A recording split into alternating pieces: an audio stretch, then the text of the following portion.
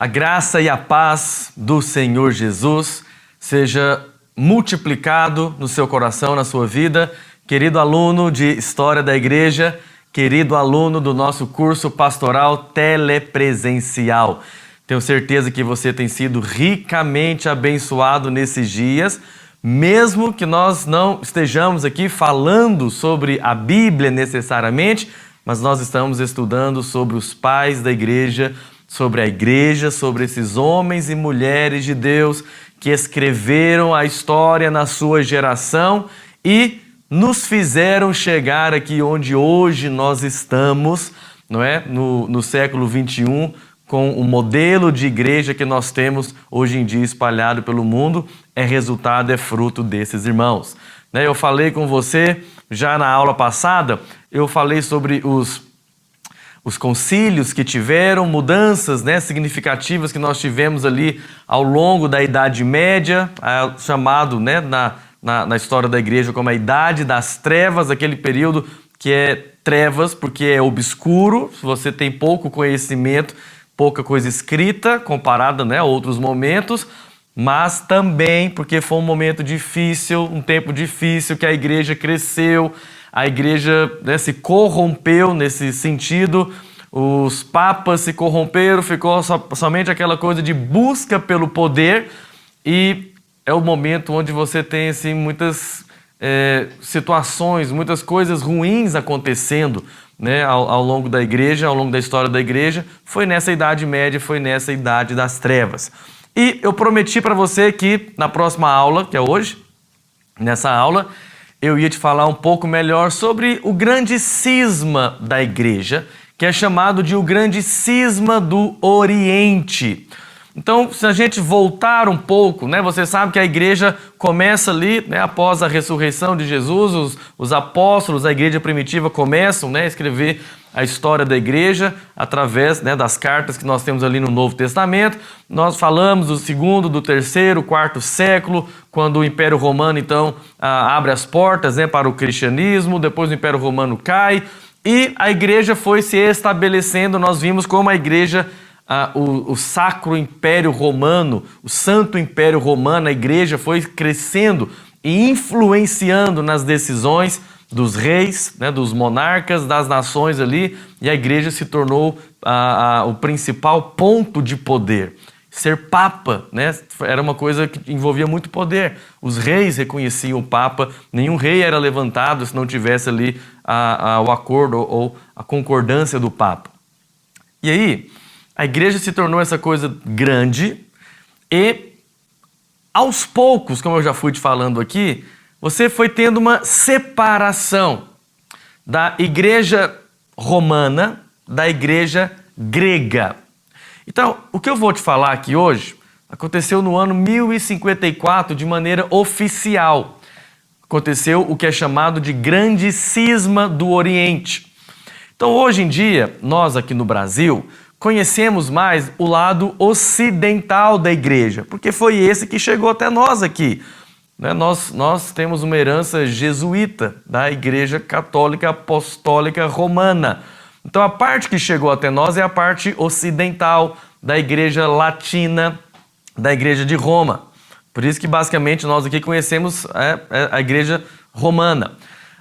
Mas para o lado oriental, para o lado grego, para o lado da Rússia, para o lado ali até mesmo da Ásia Menor, a igreja que chegou até ali, ou que tinha influência, foi a igreja ortodoxa, ou é a igreja ortodoxa. Ela existe até hoje, em grandes partes ali em Istambul, na Turquia, antiga Constantinopla, você tem a principal sede, ou a grande parte da igreja católica ortodoxa. Não é romana, porque não está ligada ao bispo de Roma, mas é uma igreja muito parecida com a romana. Aqui no Brasil existem catedrais ortodoxas, aqui no Brasil também, lá na cidade de São Paulo, tem a principal, que até mesmo faz o controle de todas as igrejas ortodoxas aqui da América Latina, não é?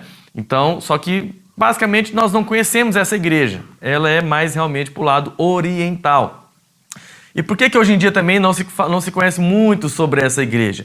Porque você sabe que o islamismo cresceu, né, toda aquela parte do Oriente Médio, na parte oriental, e o islamismo acabou, né, destruindo todas essas igrejas ortodoxas que você tinha ali para essa região. Então você tinha igrejas importantes em Alexandria, que praticamente, né, não existe mais. A igreja de Jerusalém também praticamente não existe, né? Quantos anos de invasão muçulmana ali em Jerusalém, então isso, né, se perdeu. E você tem então a igreja de Antioquia, né, também praticamente não existe, já não tem força hoje em dia. Então o que se sobrou tem a romana e tem a ortodoxa grega, ok? Como que começa essa divisão? É importante você lembrar. Nas primeiras aulas eu te falei sobre duas teologias. Lembra disso? Já no segundo século, você tinha uma divisão entre duas teologias ali da igreja. Então você tinha os teólogos latinos, ligados mais a Roma, e você tinha a teologia grega, ligada mais a Alexandria, né, principalmente, mas que representa essa igreja grega. Quando eu falo grego, estou falando do lado oriental, você vai lembrar sempre Constantinopla, ok?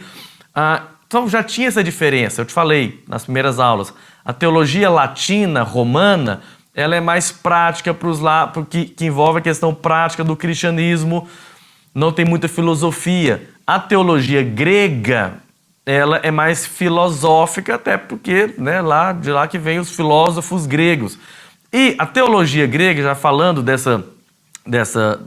divisão que vai ter, já começa aí, por quê? Porque sempre vai existir uma certa resistência por parte dos teólogos latinos, romanos, contra os teólogos gregos, porque eles consideram que é da teologia grega que vão surgir as principais heresias ou desvios na doutrina. Então existe essa certa resistência já da parte dos romanos contra os gregos, porque eles são mais abertos à teologia, à filosofia, quer dizer, né, ficar ali discutindo a dialética. Então eles acham que os gregos estavam mais próximos das heresias. Então sempre existe um pouco desse preconceito, dessa resistência. Mas o que vai, né, contribuir?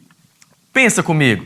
Enquanto você tem o Império Romano, capital em Roma, qual a principal igreja? A de Roma. Mas agora o imperador Constantino resolve tirar a capital de Roma e colocar a capital lá em Constantinopla. E depois você sabe, né, o Império teve duas capitais. Então, agora pensa, se o bispo de Roma tem importância, o bispo de Constantinopla também vai querer ter a sua importância. Lembra, chegou um momento ali da igreja que a busca era por poder. Os papas ou os bispos queriam ter mais poder, mais reconhecimento. Claro que você sempre vai ter aqueles mais piedosos, né? Mas você vai ter também aqueles que estão lá atrás só do poder, do reconhecimento. Então, é como se na época que, se eu estiver falando com você, por exemplo, do século IX, século X, você tinha, e até antes, você tinha pontos da igreja, ou cidades da igreja, que tinham uma grande influência. Então você tem, né, Roma, você tem Constantinopla, você tem Alexandria, você tem Antioquia, você tem Jerusalém. Então você tinha pelo menos 5 grandes cidades, vamos dizer assim, que defendem o cristianismo e influenciam. Só que qual que era o problema? O bispo de Roma, como eu te falei aqui nos concílios, o bispo de Roma estava sempre querendo ter a primazia, dizendo que é o bispo universal, só o bispo de Roma pode ser reconhecido, lá que estava Pedro. Então foi gerando essa disputa entre o bispo de Roma e o patriarca de Constantinopla, porque assim eram chamados patriarcados, né? Você tinha o patriarcado de Antioquia, de Jerusalém, que tinha lá toda a sua influência.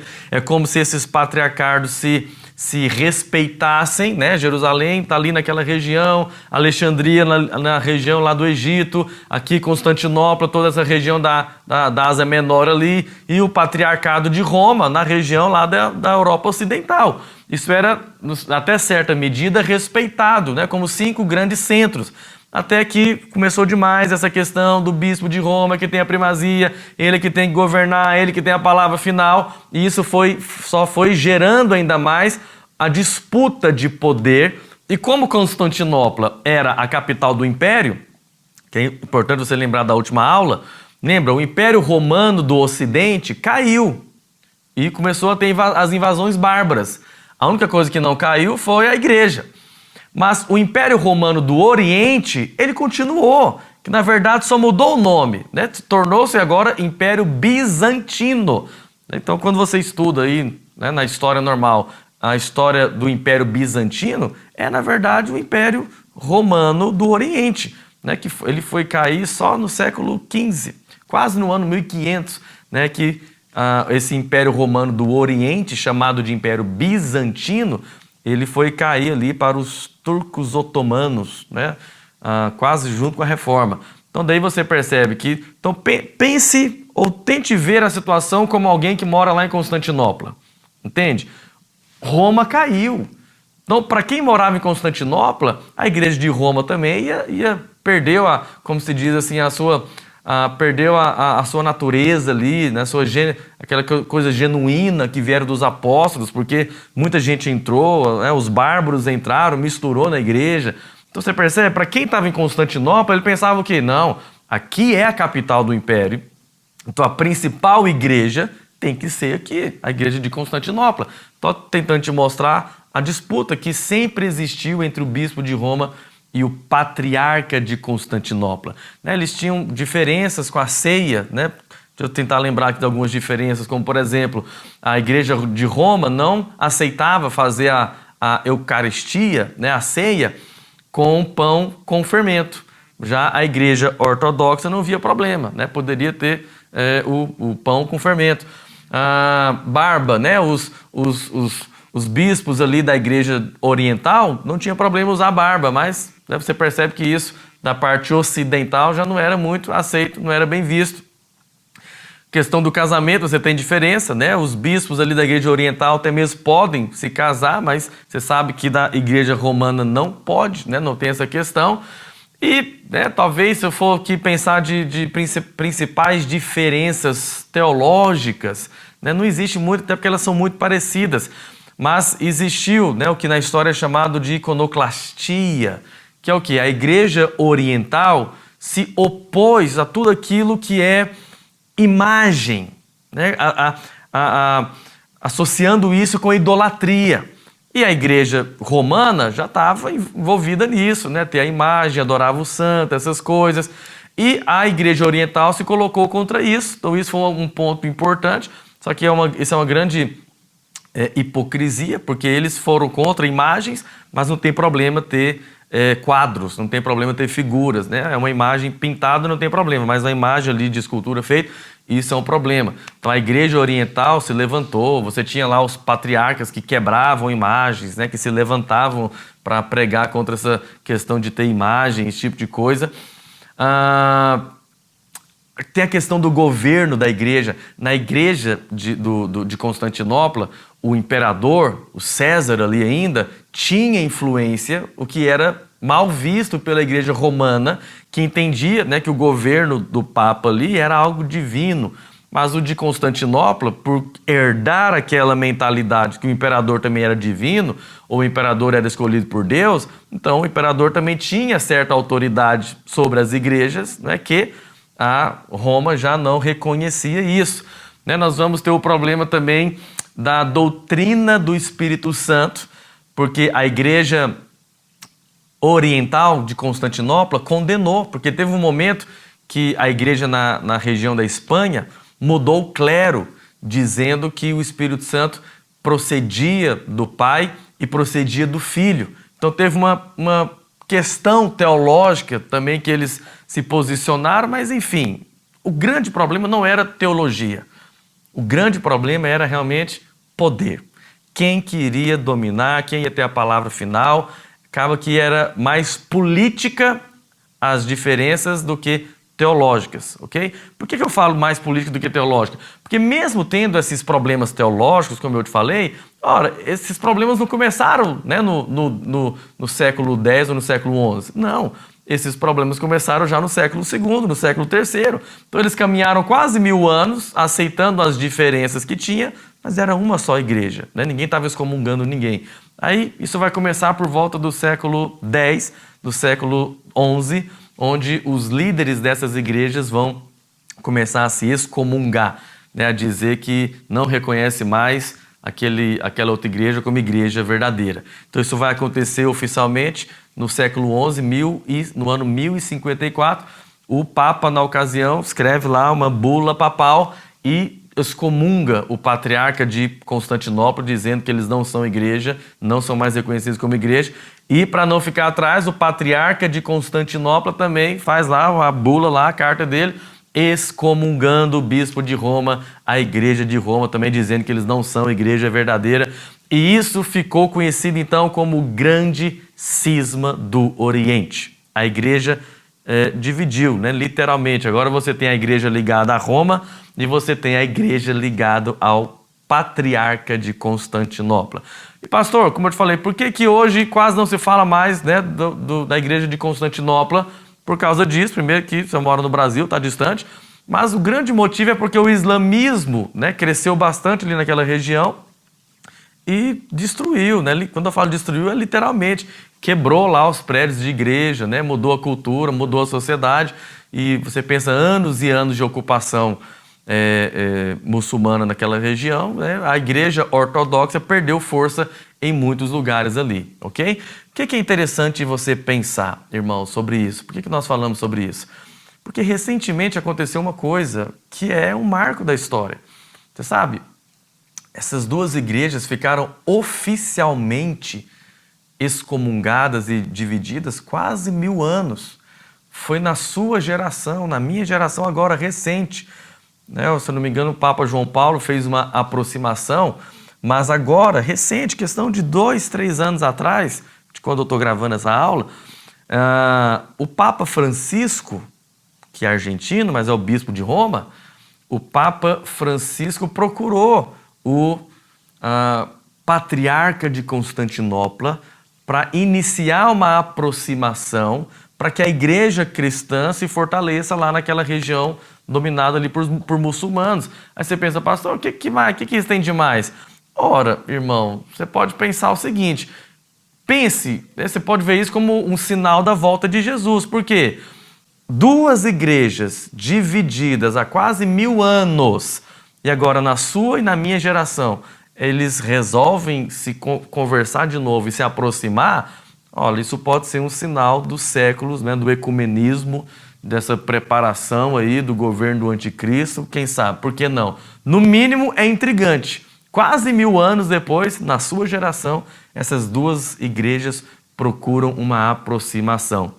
Fique atento para os sinais dos séculos. Amém? Eu vou falar com você agora então sobre a reforma. Deixa eu falar para você aqui. A reforma vai surgir. Mas antes de surgir a reforma protestante, você vai ter vários moveres, até mesmo filosóficos, que vão surgir no final da Idade Média. Nós estamos falando aí do século XIV, século XV, a partir do ano 1300, até 1200, 1300, 1400, vão surgir ideias que vão contribuir de maneira prática na reforma protestante. Por quê? Deixa eu te explicar. Lembra, as pessoas no geral, as pessoas nem tanto, mas os reis, os monarcas, né, a nobreza, eles estavam, numa certa medida, cansados da opressão que a Igreja Católica fazia. Tinha que pagar imposto, né, participava das decisões, não pode, nenhum rei era reconhecido se o Papa não reconhecesse. Então, de certa maneira, o povo estava cansado disso. Quando eu falo a política dos reis ali. E também você vai ter uma questão que a sociedade em si, a ciência também estava procurando, né? Você vai ver surgir o iluminismo, porque é necessário ter uma luz e sair dessa idade das trevas. Mas o que vai acontecer principalmente é o movimento conhecido como renascimento, né? Renascença, não sei como que você já ouviu, mas já no século XIV, no século XIII, você vai ter lá as primeiras menções, né, do Renascimento, dos escritores renascentistas, enfim. E o que é isso? O que foi o Renascimento? O Renascimento é esse termo usado para identificar esse período da história ali na Europa, como eu te falei, do século XIV até o século XVI, que o Renascimento tinha o quê? A intenção de valorizar ou revalorizar as referências da Antiguidade Clássica. Porque até então, na Idade Média, quem define o ensino? A Igreja. Quem define o que é certo e errado? A Igreja. Então o Renascimento vem com essa intenção de trazer de volta as ideias do pensamento grego, dos filósofos gregos, ou uma maneira de ver o mundo usando mais a lógica, usando mais a razão, né? Então, aquelas referências da Antiguidade Clássica, eles nortearam um progressivo pensamento ali até vir a Igreja. Então, uma vez que veio a Igreja, isso mudou. E agora, né, depois de quase 1000 anos de Igreja ali, praticamente tomando as decisões, começou a ter então esse movimento de volta, né, onde queria sair do dogmatismo religioso, do misticismo sobre a cultura e a sociedade. Né? Vou te dar um exemplo. Se alguém pensava diferente, iam chamar de quê? É bruxo, é feitiçaria, tem que mandar matar. Mas não, o Renascimento vem propor outra coisa. Não, vamos pensar, vamos ver melhor, vamos escutar, vamos ter a dialética, né, que é conversar. Então, o Renascimento vem para propor isso. E isso surge junto com a Reforma Protestante. Então, você entende, né, por que a Reforma também pegou tão rápido? Porque essas ideias de pensar diferente da Igreja estavam, né, de sucesso ali, estava crescendo isso. Você vai ter um outro momento, além do Renascimento, você vai ter o escolasticismo, ou filosofia escolástica. O que é isso?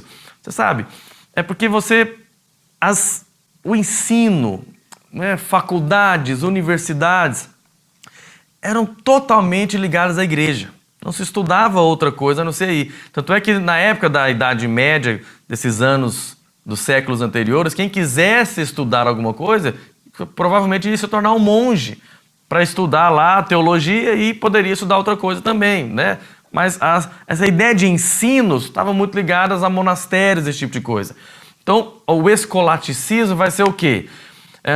É esse método ocidental de pensamento crítico e de aprendizagem, mas com origem nas escolas monásticas cristãs, como eu te falei, mas não vai ficar só na Bíblia, mas vai conciliar a fé cristã com o sistema de pensamento racional, usando principalmente qual base? A filosofia grega. Entende? Então, é isso que o que eu quero que você entenda, que tanto o Renascimento como o escolasticismo, que agora essa nova ideia de perceber o mundo vai trazer filosofia grega, né? Vai dar ênfase na dialética, no debate para ampliar o conhecimento e não só, né? Não é só o que a Igreja diz, não é só o que está na Bíblia, mas, né, tem ciência, tem natureza, tem outras coisas que podem interferir. Então você percebe, sutilmente, nem estou dizendo que é errado em si, mas sutilmente foi trazendo a ideia para as pessoas ali em geral, tanto o Renascimento como o escolasticismo, de quê? De que a Igreja não tem toda a verdade. A Igreja não é a dona do saber, né? Você pode ter a dialética para você conversar, enfim. Então, não fique achando que o Renascimento e o escolasticismo é uma coisa do inferno, uma coisa do diabo. Não, você tem homens de Deus, reconhecidos até pela Igreja Católica, que contribuíram bastante, né? Talvez um dos principais aí do escolasticismo, que é cristão, católico, é Tomás de Aquino. Tomás de Aquino, né, muito reconhecido, ele é considerado o príncipe da escolástica, porque ele foi esse importante filósofo, só que ao mesmo tempo ele é um padre italiano, né, da Idade Média, que contribuiu para isso. E ele é reconhecido como o doutor da Igreja Católica, porque fundamenta os pensamentos, a ideia é porque o escolasticismo vem para trazer, lembra, a razão, às vezes até muito parecido com os apologetas, né, lá do século II, do século III. Então eles querem explicar a fé também usando a razão, usando a natureza, usando, né, outros meios. E Tomás de Aquino, né, ele fala uma frase interessante, ele diz: para aqueles que têm fé, nenhuma explicação é necessária. Mas para aqueles sem fé, aqueles que não têm fé, nenhuma explicação é possível. Então, São Tomás de Aquino, né, como ele é chamado, reconhecido na Igreja Católica, contribuiu bastante, escreveu muita coisa interessante, né? Nós não o reconhecemos como santo, mas é alguém importante na história da Igreja, ok? Tem muitas contribuições e ele é, então, esse príncipe da escolástica. Só para te mostrar que o ambiente estava sendo preparado para a reforma. O pano de fundo estava crescendo para que você tivesse essa reforma protestante. Amém? É importante eu te falar também, deixa eu falar para você aqui. É importante eu te falar também sobre as cruzadas, né? Vão começar ali no final do século IX, né? Entrando já no milênio ali, passando do ano 1000, você vai ter o início daquilo que foi conhecido como as cruzadas. O que foram as cruzadas? Então teve um momento, né, no século IX, se eu não me engano, que Jerusalém vai cair e os muçulmanos vão tomar conta de Jerusalém. E aí surge esse espírito de guerreiro lá na Europa Ocidental, principalmente, dos cavaleiros, aonde eles querem resgatar a Terra Santa, né, que é Jerusalém, da mão dos pagãos. Então eles vão organizar grandes cruzadas com a intenção de libertar Jerusalém do domínio dos muçulmanos. Tudo isso, se você for pensar em questão política, não apenas de comércio, né, as cruzadas foram algo assim, importante e impressionante, porque fomentou o comércio ali da região. Né? Você imagina quantas cidades não prosperaram, porque os cruzados, né, não tinha avião, era tudo andando, ia a cavalo, ia a pé, e eles tinham que dormir no hotel, comprar aquela comida. Então isso fomentou o comércio ali na região, no mundo, naquela época, de maneira assim, impressionante, né? Te dando só uma questão aqui de comércio ou de um benefício natural que foram as cruzadas. Mas a intenção era então libertar Jerusalém lá dos muçulmanos. Oficialmente você tem notícia de 9 cruzadas, por mais que a primeira muitos não reconhecem ou não dizem, né, realmente que foi uma cruzada. Por quê? Porque foi conhecida como a Cruzada Popular dos Mendigos, né? Foi um monge eremita, Pedro, adepto à pobreza, e esse monge eremita começou, né, a dizer, chamar as pessoas para ir lá tomar Jerusalém de maneira pacífica, né, sem pegar nas armas, alguma coisa assim, mas apenas ir lá e conversar e pedir. Né, e foi conhecido como a Cruzada dos Mendigos porque reuniu muitos pobres, crianças, idosos, e foi uma luta. E qual foi o resultado? Praticamente morreu todo mundo, né? Chegou lá, os muçulmanos não aceitaram nada disso. E você pensa, esse tanto de gente sem condição chega na sua cidade ali, né, os reis ali, os lords, não tinham muita vontade de receber, porque na verdade eles traziam a despesa para as cidades. Né? Tanto é que Constantinopla mesmo nem faz muita questão de ajudar esse pessoal, mas eles praticamente morreram todos, que não morreram fugiram, não deu certo. Mas aí a primeira cruzada oficialmente acontece no ano de 1096. É interessante que não tinha participação de nenhum rei. Foi formada apenas por cavaleiros da nobreza, na região onde você hoje conhece ali, França, parte da Espanha, mas principalmente é França, Alemanha, Áustria, Itália, Inglaterra, né? Essa parte ali que é a Europa hoje, tirando a Espanha, que estava no processo de reconquista, que os muçulmanos também invadiram ali, depois foram expulsos. Você vai ter então essa primeira cruzada formada por cavaleiros da nobreza, né? Com a intenção, e eles desceram, foram com a intenção de tomar Jerusalém, e foram bem sucedidos. Né? Isso foi lá em 1099, eles tomaram Jerusalém, foi uma grande vitória. E é importante dizer, né, o Papa na época disse o quê? Que aquele cavaleiro que fosse lá libertar a cidade santa dos muçulmanos, ele ia ganhar, né, a sua salvação. O Senhor Jesus ia ver isso como uma maneira dele estar lá entregando a sua vida e ele ganharia a salvação. Então, dessa maneira, o Papa conseguiu reunir lá vários cavaleiros, eles desceram e foram para essa cruzada. Sobre as cruzadas, né, você tem vários vídeos aí que você pode ver, aprender, documentários, filmes. Filmes tem demais, né, essa ideia ali daquele cavaleiro cruzado. Começa nessa época, ok? A segunda cruzada, já no ano 1100, 1140 mais ou menos, fracassou, né? Não foi bom porque havia discordância lá entre os líderes da cruzada, que era o rei da França, o rei do Sacro Império Germânico e, se eu não me engano, ali próximo ali, né, do ano 1147 mais ou menos, não conseguiram, né, expulsar ali e aquele famoso sultão Saladino toma Jerusalém de volta, né? E a segunda cruzada não conseguiu resolver isso. Você vai ter a terceira cruzada no ano 1189. Essa sim foi conhecida como a Cruzada dos Reis, porque contou com a participação de grandes reis, o principal ou mais famoso, né, o rei inglês Ricardo Coração de Leão, e teve lá o rei francês também, Filipe Augusto, o rei Frederico Barba Ruiva, também famoso, que era, né, seria a Alemanha hoje.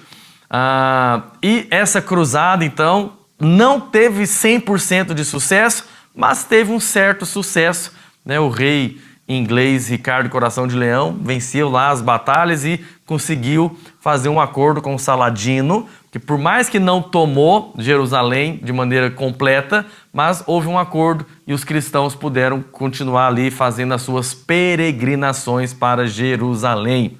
A quarta cruzada foi uma cruzada menor, foi financiada pelos venezianos da região lá de Veneza, e o interesse deles eram praticamente comerciais mesmo. Já estamos falando do ano 1200. 1215, mais ou menos, ali você vai ter a quinta cruzada, liderada por João de Brienne. Fracassou também, não conseguiram tomar Jerusalém. Na verdade, só a primeira e a terceira tiveram um certo tipo de êxito, né? Todas as outras não alcançaram ali o seu objetivo. Essa fracassou por causa de inundações do rio Nilo ali na região do Egito e atrapalhou a cruzada, eles não conseguiram alcançar o propósito. A sexta cruzada também, no 1228 mais ou menos, ficou marcada por ter retomado Jerusalém, Belém e Nazaré, que eram cidades invadidas pelos turcos, mas não como, né, a primeira cruzada, que foi algo mais pleno. A sétima cruzada foi comandada pelo rei francês também, pretendia novamente tomar Jerusalém, o foco sempre era esse, né, porque já tinha sido tomada de novo, né, na cruzada passada eles tiveram uma vitória, mas depois saíam, né, voltavam para a Europa, os turcos ali, muçulmanos, invadiam de novo, tomavam Jerusalém, então a sétima foi para eles de novo, e a oitava, que pode ser a nona, né, se você considerar aquela primeira dos mendigos, ela foi um verdadeiro fracasso. Os cristãos não conseguiram e sucumbiram, morreram. Então, a época das cruzadas é marcada então pelo quê? O que é importante você lembrar? Que restaura essa coisa do cristianismo, um patriotismo com o cristianismo, essa coisa de defender a fé. O problema é que a coisa foi literalmente, né? Era na espada, né? Aquele cavaleiro templário dali da cruzada, né? Você vai ter as ordens monásticas ligadas aos cavaleiros, como os templários, né? Esqueci a outra ordem que estava ligada mais aos médicos ali, que eles iam para ajudar, né? Mas os mais famosos aí, né, que a gente pensa em cruzada, são os cavaleiros templários, que pegavam lá na sua espada, aquela roupa branca com a cruz, né, que lutavam lá contra os mouros, lutaram lá contra os muçulmanos, e muitos desses cavaleiros templários participaram das cruzadas e também participaram, né, ali nas guerras, até mesmo para a reconquista da Espanha. Só é importante falar isso porque essa mentalidade de reconquista, essa mentalidade de patriotismo, ela fazia parte, né, dessas cruzadas, essa coisa de você ter a sua fé e defender a sua fé. Então tem um valor nisso, por mais que a gente não concorde da maneira, né, que ali foi uma matança generalizada, milhões e milhões de pessoas morreram. Amém? O que mais? antes de eu falar da reforma protestante em si. Você vai ter, além do escolasticismo, né, além do Renascimento, as cruzadas estavam em todo momento participando, né, desse momento pré-reforma, você vai ter também o que nós chamamos de alguns moveres que vão surgir dentro da Igreja Católica Romana, que vão já potencializar a reforma protestante. Então teve dois moveres, vamos dizer assim, chamado de valdenses e albingenses. Então nós estamos falando aí do século XIII, ok? A partir do ano 1200 ali, então você percebe, por mais que é 200 anos, 300 anos antes da reforma, mas é importante você entender que começa a se formar uma mentalidade nas pessoas, né? Nada é instantâneo, começa-se a formar a mentalidade. Então você vai ter lá um movimento conhecido como os valdenses. Por quê? Quem são os valdenses? Então, de acordo com os relatos, né, com a tradição, o movimento valdense tem origem com um padre ali chamado de Pedro Valdo. Então, por isso que o Valdo vai vir dos valdenses. Na verdade, ele não era padre, ele era um rico comerciante de Lyon, lá na região da França, que ele renuncia à sua fraqueza, porque ele acha, a sua riqueza, quer dizer, perdão, ele renuncia ali à sua riqueza, porque ele acha que a sua riqueza é um fardo, né, para ele, que ele tem que carregar, ligado a essas coisas de vaidade, e ele quer viver esse estilo de vida apostólico, pregando ali, e o que ele começa a pregar, porque o movimento valdense, desde o início, ele é caracterizado pelo quê? Por essa coisa do sacerdócio universal. Lembra? Isso era algo lá do primeiro século, onde todos podiam pregar, todos pregavam, todos abriam igreja. Mas agora com essa igreja católica apostólica romana estruturada, quem é que pode pregar? Só o bispo. Só o bispo, é em latim ainda. Só o bispo que prega em latim na igreja. Se a pessoa não entende mais o latim, o problema é dela. As pessoas iam para o culto para ficar lá, né, sem entender nada. Então, Valdo e os valdenses começaram a pregar o quê? A importância de que qualquer um pode pregar. Então, é interessante porque eles estimulavam as pessoas a ler a Bíblia, a ter um pouquinho de conhecimento, ler para poder pregar, né? Eles criam que não era só os bispos que poderiam ser usados, ser instrumentos de Deus, né? Essa prática significava que pessoas que não possuíam cargos eclesiásticos lá na igreja, eles podiam pregar também. Só que, obviamente, a igreja católica estruturada e já muito corrompida vai ver isso de que maneira? Como um problema. E, obviamente, vão querer resistir, né? Esses irmãos, os valdenses, eles trouxeram uma ideia de missões sustentáveis. Porque já que eles eram resistidos, eles não iam para as cidades ali e se colocar como pregadores. Não, eles não podiam fazer isso. Eles iam lá como trabalhadores, como estudantes, como alunos, se envolviam no meio das pessoas, né? Eles eram fazedores de tenda, porque eles iam para trabalhar, para fazer tenda, se misturava e depois eles compartilhavam ali a fé deles. Mas, obviamente, a Igreja Católica não viu isso com bons olhos, resistiu, eles foram excomungados, considerados como heréticos, porque estão fora da igreja dos bispos e foram perseguidos pela igreja romana, a igreja católica romana. O mesmo aconteceu com os albingenses, uma região, né, uma cidade, onde eles também começaram a restaurar essa coisa, né, de não estar ligado ao bispo de Roma, de que a igreja não tem toda a verdade. A igreja, então, perseguiu e teve algo, né, no século XIII, que foi conhecido como a Cruzada Albingense. Sabe o que foi isso? O Papa, na época, lembra das cruzadas? Eles convocavam os cristãos para ir em Jerusalém lutar contra os muçulmanos. Mas aqui o Papa convocou lá os cavaleiros para ir na cidade onde esse pessoal estava mais concentrado para matar esse pessoal. Matar esses irmãos que só queriam uma reforma na igreja, estavam se colocando ali contra os exageros da igreja. Então ficou conhecido no século XIII como a Cruzada Albingense. Quem fosse lá para matar os hereges, como a cidade, praticamente, se não me engano, a cidade de Toulouse, a cidade foi exterminada, queimaram tudo. Todo mundo que tinha alguma ligação com esse movimento albingense foram torturados e assassinados com a intenção de acabar com isso. Infelizmente, isso aconteceu, mas isso são vozes que começaram a surgir já na Europa, na igreja, que estava desejando, promovendo essa reforma. E eu vou encerrar essa aula de hoje com você, falando então de 3 homens importantes, 4 homens importantes nesse processo aí de pré-reforma, ok? Vou ter aqui uns 2 minutos para falar de cada um, mas vai ser suficiente. Primeiro você vai ter o William de Ockham, ou Guilherme de Ockham, como ele é conhecido. E ele é do século XIII, né? E o Guilherme de Ockham é reconhecido como um importante contribuinte para o desenvolvimento de ideias constitucionais ocidentais. Por quê? Por que isso? Porque ele se colocou contra a igreja, especialmente para essa ideia de governo com responsabilidade limitada. Então ele é quem começou a propor o quê? Ele foi um dos primeiros autores medievais a defender uma forma de separação entre igreja e Estado. Século XIII. Então, essas ideias que o Guilherme de Ockham, o William de Ockham começou a formular ali, tudo isso foi favorecendo, né, para esse desenvolvimento de separação, desenvolvimento da ideia de separação de igreja e Estado.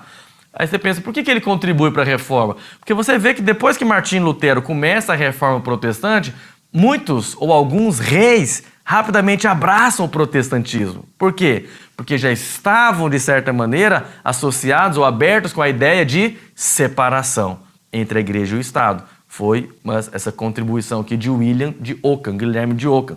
Ele contribuiu para a ideia do pensamento de direito, de propriedade. Aí você pensa, pastor, professor, como que ele contribuiu para a reforma? Então, por exemplo, olha o que ele escreveu. Ele escreveu o seguinte: o Papa não é infalível. Agora, o Papa na época defendia qual ideia? A infalibilidade papal, que é o quê? O Papa não erra. Agora ele chega dizendo o quê? O Papa não é infalível, mas a Bíblia é a única fonte infalível de fé e conduta. Aí ele diz, o Papa e a Igreja são subordinados ao Estado em questões seculares. Então eu te pergunto, quando você escuta isso aqui, você acha isso um absurdo ou normal? Nós achamos totalmente normal. O Papa não é infalível, ele pode errar, porque só Deus é infalível. Aí ele diz, a Bíblia é a única fonte infalível de fé e conduta. 100% correto. Aí ele diz, agora você tem que pensar, lembrar que ele é da Igreja Católica e só tem essa igreja na época. Aí ele diz que o Papa e a Igreja são subordinados ao Estado. Para o Papa, para a Igreja naquela época, isso é quase uma heresia. Quase não, isso é uma heresia. É porque o Papa é quem governa, o Papa é quem está acima, o Papa é o vigário de Cristo. Então, quando ele começa a dizer que a igreja está abaixo, a igreja não pode estar ligada ao Estado, ele ia arranjar problema como arranjou, né? Foi perseguido aí também e acabou sendo silenciado. A reforma não começou com ele, mas ele começou a lançar as ideias. Depois você vai ter o John Wycliffe. Também agora já no século XIV, a partir do ano 1300, John Wycliffe ele é conhecido como a estrela da manhã da reforma. Porque ele é o pré-reformador da igreja inglesa. Ele talvez foi o que mais influenciou nos pré-reformadores e nos reformadores. Então ele começou a lançar realmente as sementes da reforma. Ele era professor em Oxford, as pessoas iam lá para estudar e ele lançava as sementes e as pessoas começaram a espalhar essa ideia da reforma. Mas lembra o seguinte, não é que todos eles são da igreja católica. Entende? Eles não querem dividir a igreja, mas eles estão, né? Eles estão, perderam a paz, me fugiu a palavra aqui, mas eles estão incomodados com a situação que a igreja está se colocando naquele momento. Entende? Então, ele ensinou, por exemplo, que a justificação era apenas pela fé e não pelas indulgências. Então, você quer uma coisa mais bíblica do que isso? Ele está lá, antes, né, da reforma, dizendo que a justificação é somente pela fé. Base da reforma é isso, né? A fé do Senhor crucificado. E ele diz que a Escritura é a única fonte da verdade, e não o Papa. Então você percebe que eles estão voltando para a Bíblia, para a Escritura. né? Ele vai dizer que o Papa é o vigário do anticristo, ele vai condenar o purgatório, ele vai condenar a adoração aos santos, às relíquias, ele rejeita a doutrina da transubstanciação, porque a transubstanciação é quando acredita-se que literalmente o pão é o corpo de Cristo e o cálice é o sangue de Cristo. Nós não vemos isso como literal, né? Nós vemos isso, é um símbolo que tem poder, né? Mas não é literal. Ele, né, se colocou contra essa doutrina da transubstanciação, ele condenou a venda de indulgências, ele traduziu a Bíblia, né, para o inglês, até você tem a Bíblia de Wycliffe até hoje, e ele morreu por morte natural. E apesar de querer a reforma da igreja, ele nunca saiu da igreja.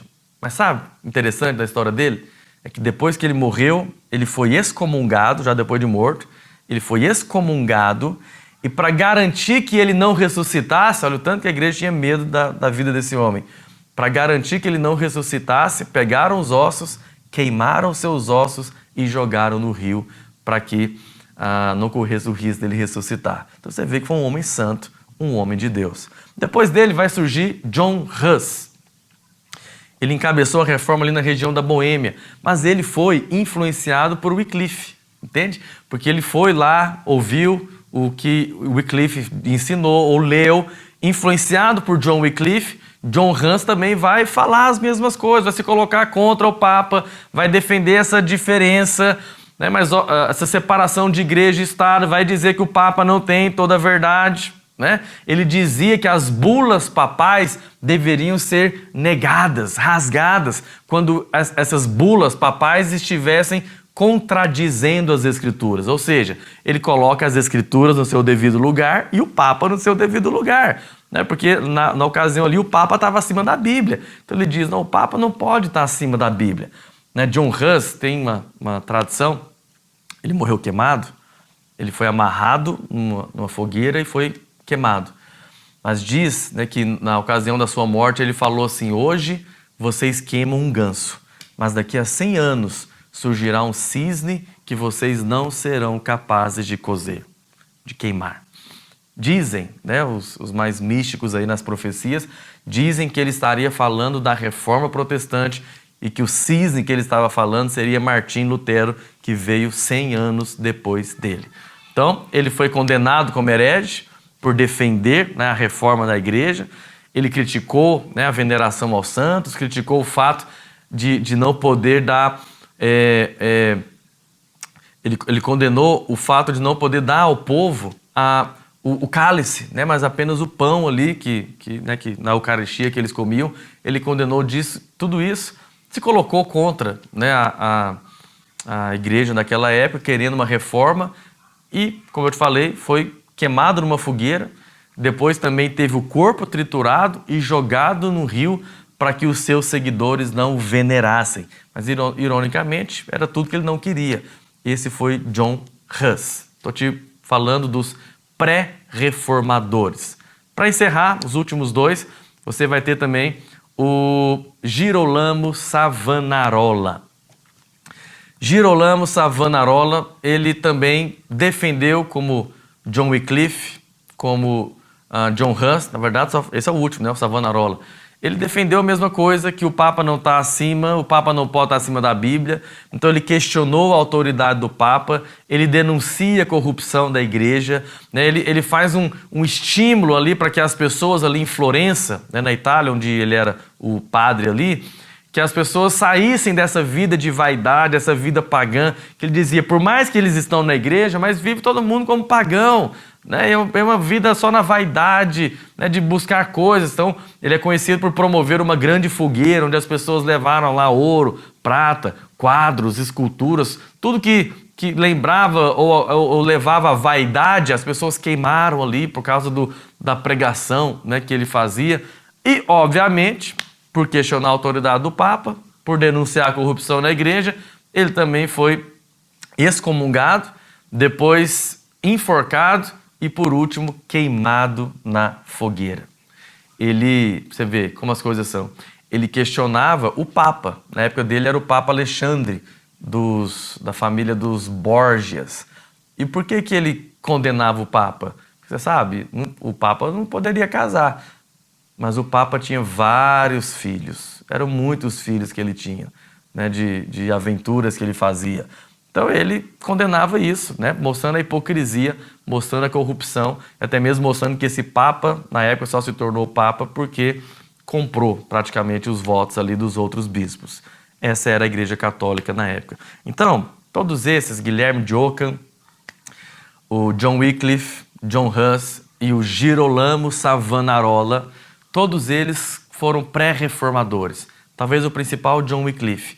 Todos eles cooperaram com o pensamento ou prepararam o ambiente para que já agora, no começo do século XVI, a última fagulha fosse lançada, que foram as 95 teses daquele monge no interior da Alemanha, Martinho Lutero, sem querer. Ele não queria reformar a igreja, ele não queria dividir a igreja, quer dizer, mas ele queria propor um debate sobre aqueles temas, mas mal sabia ele que ele estaria entrando para a história como um dos principais reformadores da igreja.